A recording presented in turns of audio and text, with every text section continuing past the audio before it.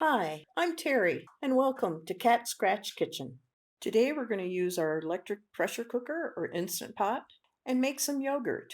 It's not something that you think about every day in the Instant Pot, but it sure does turn out terrific. So let's get right into it.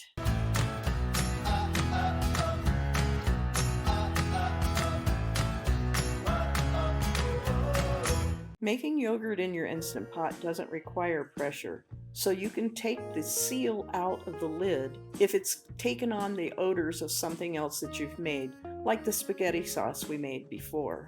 You can also buy extra seals, like I have, and save those to use for sweet recipes or just in a recipe where you don't want to pass on that savory taste. The extra seals are not very expensive, and I'll post in the description the link to the ones that I ordered from Amazon. They're really handy to have, and it came in a set of 3.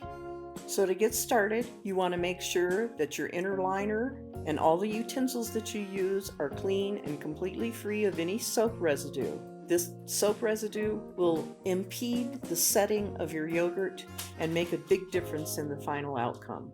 To make our yogurt, we want 1/2 gallon of shelf-stable whole milk. Now, shelf-stable milk is the milk in cartons or bags that you find just on your grocery shelf, not in the refrigerated section. Shelf-stable milk is milk that has gone through a process of UHT pasteurization. That stands for ultra-high temperature. It's pasteurized at an extremely high temperature so that it kills the bacteria for a longer shelf life.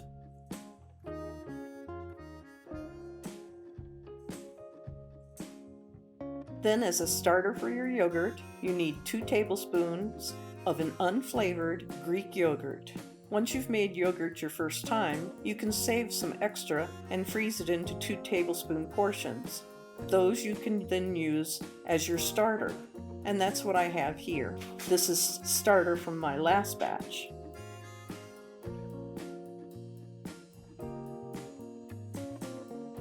Next, we'll need 1 to 2 cups of heavy cream.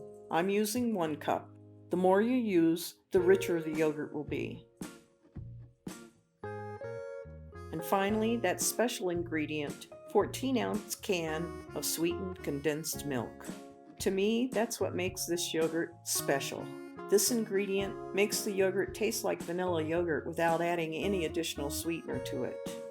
If you don't want to use the sweetened condensed milk, then after it's chilled and or strained, you can add 1 teaspoon of vanilla and your choice of sweetener.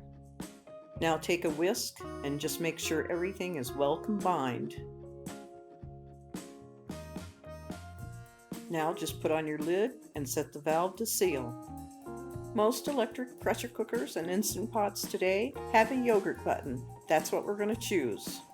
And we're going to set our timer for 10 to 12 hours. The longer you allow it to process, the more tart your yogurt will be. You can process it all the way up to 24 hours.